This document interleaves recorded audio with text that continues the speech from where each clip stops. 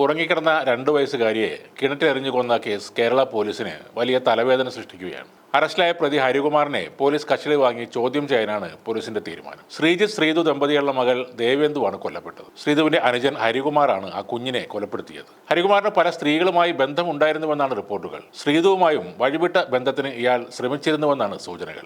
എന്നാൽ ഇത് നടക്കാത്തതിലുള്ള വൈരാഗ്യമാണ് ഈ കൊലപാതകത്തിലേക്ക് നയിച്ചതെന്നാണ് വിലയിരുത്തൽ. ഹരികുമാറിന്റെയും ശ്രീതുവിന്റെയും പെരുമാറ്റവും മൊഴികളിലെ വൈരുദ്ധ്യവും തിരിച്ചറിഞ്ഞ പോലീസ് ഇരുവരുടെയും വാട്സപ്പ് ചാറ്റുകൾ പരിശോധിച്ചു. സംശയം ഉളവാക്കുന്ന രീതിയിലെ ചാറ്റുകൾ കണ്ടെന്നാണ് പുതിയ റിപ്പോർട്ടുകൾ. തൊട്ടടുത്ത മുറികളിൽ കഴിയുമ്പോഴും ഇരുവരും വാട്സപ്പ് വീഡിയോ കോളുകൾ വിളിച്ചിട്ടുണ്ട്. ശ്രീതു മതപഠന ക്ലാസുകളിലും പങ്കെടുത്തിരുന്നെന്നാണ് പറയുന്നത്. ഹരികുമാർ ആലപ്പുഴയിലെ ഒരു പൂജാരിയുടെ സഹായിയുമായിരുന്നു. കൊലപാതകത്തെക്കുറിച്ച് ശ്രീതുവിന് അറിയില്ല എന്നാണ് പോലീസിന്റെ നിഗമനം. ഈ കൊലപാതകം സഹോദരി ഭർത്താവിന്റെ തലയിൽ കെട്ടിവെക്കാനും പ്രതി ശ്രമിച്ചിരുന്നു. കൊലക്കേസിൽ പിടിക്കപ്പെട്ടാൽ മാനസിക പ്രശ്നമുണ്ടെന്ന് വരുത്തി തീർക്കാൻ ഹരികുമാർ പദ്ധതി തയ്യാറാക്കിയിരുന്നു. ഹരികുമാർ മുമ്പും പല കേസുകളിലും ഉൾപ്പെട്ട ആളാണ്. അതിനുശേഷം സഹോദരിയെ നിയമവിരുദ്ധമായ പല കാര്യങ്ങൾക്കും ഇയാൾ പ്രേരിപ്പിച്ചു. ശ്രീതുവിനെ ഇന്നലെ പൂജപ്പുര മഹിളാ മന്ദിരത്തിലേക്ക് മാറ്റിയിരുന്നു. കുടുംബത്തിന് ചില അന്ധവിശ്വാസങ്ങൾ ഉണ്ടായിരുന്നതായും സൂചനകളുണ്ട്. അതും പോലീസ് പരിശോധിക്കുന്നുണ്ട്. ഏറെ നാളായി ശ്രീതുവും ഭർത്താവ് ശ്രീജിത്തും അകന്നു കഴിയുകയാണ്. ഇവർക്ക് 8 വയസ്സുള്ള ഒരു മകൾ കൂടിയുണ്ട്. ഇടയ്ക്കിടെ മാത്രമാണ് ശ്രീജിത്ത് ഈ വീട്ടിൽ വന്നിരുന്നത്. കുടുംബത്തിന് വലിയ സാമ്പത്തിക ബാധ്യതയുണ്ടായിരുന്നു. അതിന്റെ പേരിൽ അവിടെ തർക്കങ്ങളും ഉണ്ടായിരുന്നു. ഈ സാമ്പത്തിക ബാധ്യതകൾ മാറുന്നതിന് പൂജകൾ നടത്തുന്നതിനും മറ്റും ഹരികുമാറിനെ